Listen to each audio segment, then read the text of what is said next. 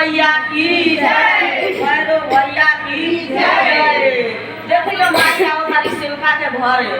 मंदिर में उदास बैठल बारी पर सिंगार नहीं खेवे तो कैसे कह तारी एगो शिशिया मालिन के जे तनी माई के सिंगार क द माई के तनी सेवका के घरे जाए के बा के में पंडाल में तो सिंगार क के माई निकल तारी यही पर गाना बतनी सुनी लो कामना भाव में गाना बा हमारा चैनल के नाम है बसंती सिंह भक्ति सब्सक्राइब कर लो इंस्टाग्राम पर यूट्यूब चैनल पर ये वीडियो जाए तो कैसे गाना बावे